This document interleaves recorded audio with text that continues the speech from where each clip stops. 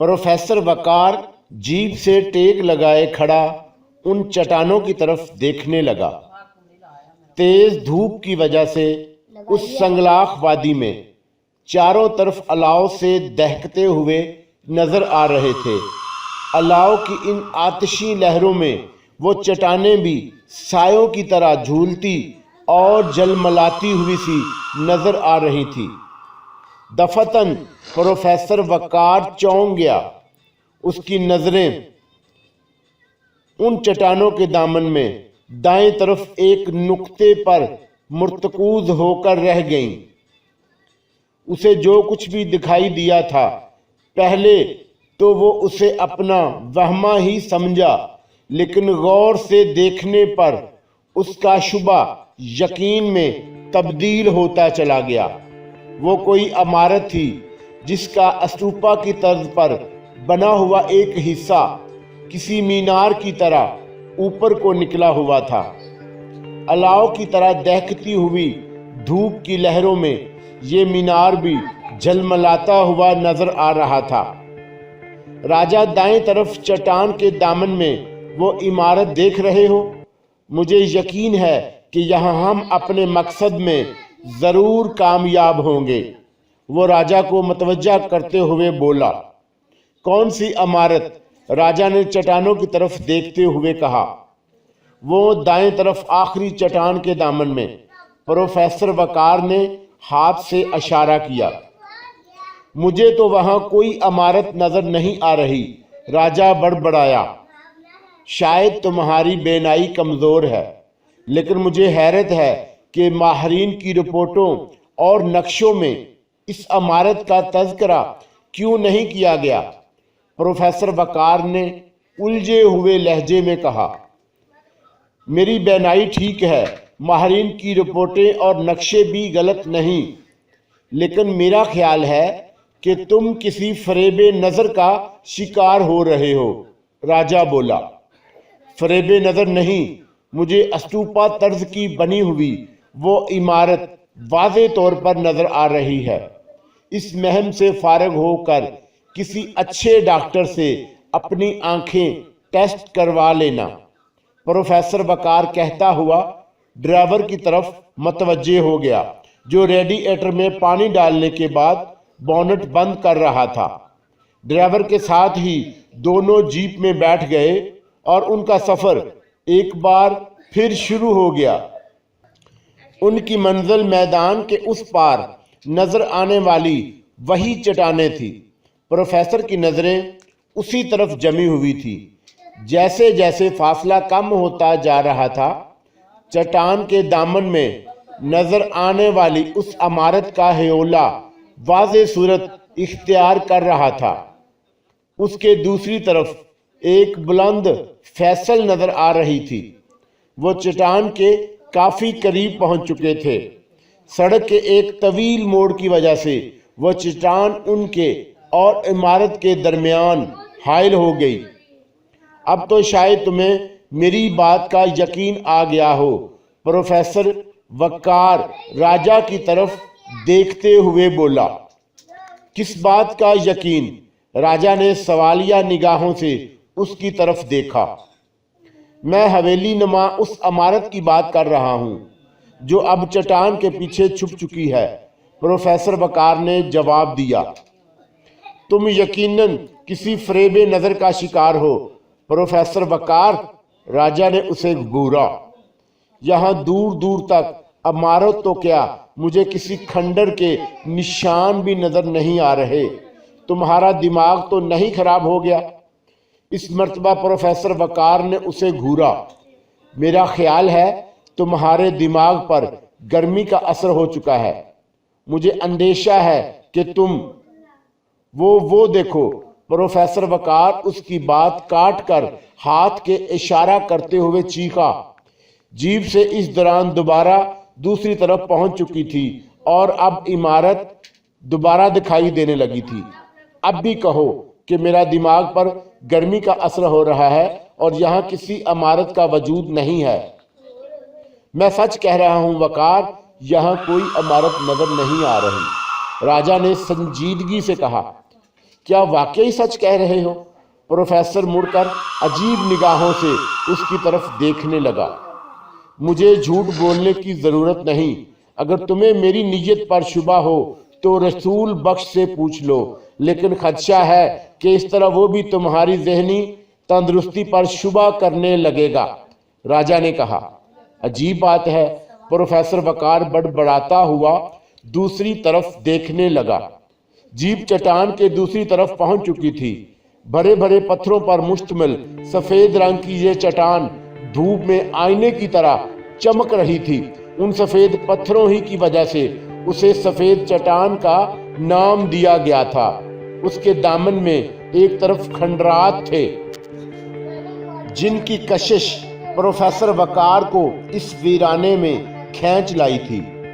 کھنڈروں سے ذرا آگے ایک بہت بڑا ٹیلہ تھا جس کا ایک حصہ چٹان ہی سے ملا ہوا تھا۔ اس ٹیلے کے دوسری طرف حویلی نما وہ عمارت تھی جو اب تک صرف پروفیسر وقار ہی کو نظر آ سکی تھی۔ کھنڈرات سے تقریباً 50 گز کے فاصلے پر وقار نے جیپ رکوا لی اور نیچے اتر آیا۔ اس کے چند ہی منٹ بعد ٹرک بھی وہاں پہنچ گیا۔ پروفیسر وقار کے خیال میں کیمپ لگانے کے لیے یہ جگہ بہت مناسب تھی۔ اس نے راجا کی طرف دیکھا جو جیپ سے ٹیک لگائے کھڑا متوحش نگاہوں سے چاروں طرف دیکھ رہا تھا۔ شدید گرمی کی وجہ سے اس کا لباس پسینے میں تر تھا۔ آنکھیں انگارے کی طرح سرخ ہو رہی تھی۔ اگرچہ پروفیسر وقار کی اپنی حالت بھی اس سے مختلف نہیں تھی، لیکن اس کی قوت برداشت راجا کے مقابلے میں کہیں زیادہ تھی۔ وہ ہر قسم کے حالات میں کام کرنے کا عادی تھا۔ اس نے راجا کو اپنی نگرانی میں ٹرک کے سامان وغیرہ اتروانے کی ہدایت کی اور کھنڈرات کی طرف چل دیا۔ یہ کھنڈرات زیادہ وسیع نہیں ہے۔ چند کمرے مکان تھے جو اقتدار زمانہ سے کھنڈروں میں تبدیل ہو چکے تھے۔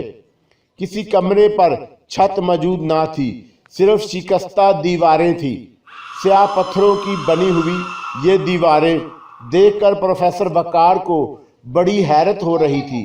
یہاں آس پاس کوئی بھی ایسی چٹان یا پہاڑی نظر نہیں آ رہی تھی جو سیاہ رنگ کی ہو، لیکن ان مکانوں کی تعمیر میں سیاہ رنگ کا پتھر استعمال کیا گیا تھا، جس سے صرف یہی اندازہ لگایا جا سکتا تھا کہ یہ سیاہ پتھر صرف اسی مقصد کے لیے کسی دور دراز کے علاقے سے یہاں لائے گئے ہیں۔ اس سے پروفیسر وقار اس نتیجے پر بھی پہنچا تھا کہ ماہرین کی رپورٹ کے مطابق یہ کوئی خانہ بدوشوں کی بستی نہیں ہو سکتی تھی۔ خانہ بدوش پتھروں کا بوجھ اٹھا کر نہیں چلتے اور نہ ہی وہ عارضی مکانوں کی تعمیر کے لیے اتنے اہتمام سے کام لیتے ہیں۔ وہ تقریباً 1 گھنٹے تک کھنڈروں میں گھوم پھر کر ان کی طرز تعمیر کا جائزہ لیتا رہا۔ آثار بتا رہے تھے کہ یہ عمارتیں کسی بہت ہی قدیم طرز تعمیر کی حامل تھیں، لیکن وہ کون لوگ ہوں گے جو یہاں آباد ہوئے ہوں گے؟ یہاں میلوں دور تک کہیں سبزے کا نشان تک نظر نہیں آ رہا تھا، اور ظاہر ہے جہاں انسان ہو وہاں سبزے کا ہونا بھی ضروری ہے۔ کھنڈرات سے نکل کر وہ اس طرف پہنچ گئے جہاں ٹیلے کے دوسری طرف حویلی نما وہ عمارت نظر آ رہی تھی۔ اس عمارت کا ایک حصہ چینی طرز تعمیر کا حامل نظر آ رہا تھا، اور استوپا انما وہ مینار اس کا ثبوت تھا، لیکن اسے حیرت تھی کہ یہ لمبی چوڑی عمارت اس کے علاوہ کسی اور کو نظر کیوں نہیں آ رہی۔ مزدوروں یا جیپ کے ڈرائیور رسول بخش سے بھی ابھی تک اس نے اس عمارت کے بارے میں کوئی بات نہیں کی تھی، اور راجا نے ہر مرتبہ اس انداز میں جواب دیا تھا جیسے اس سے اس کی دماغی صحبت پر شبہ ہو رہا ہو۔ لیکن اسے ماہرین کی رپورٹ اور نقشوں کا خیال آ گیا جن میں اس عمارت کا کوئی تذکرہ نہیں تھا۔ وہ شدید الجھن میں مبتلا تھا کہ جو چیز اسے روز روشن کی طرح بالکل صاف اور واضح نظر آ رہی تھی، دوسرے اسے کیوں نہیں دیکھ سکتے تھے؟ کہیں یہ واقعی اس کا فریب نظر تو نہیں تھا؟ یہی سوچتا ہوا پروفیسر وقار واپس چل دیا۔ ٹرک سے سامان اتارا جا چکا تھا اور پسینے میں شرابور مزدور اب چھولداریاں لگانے کی تیاریاں کر رہے تھے۔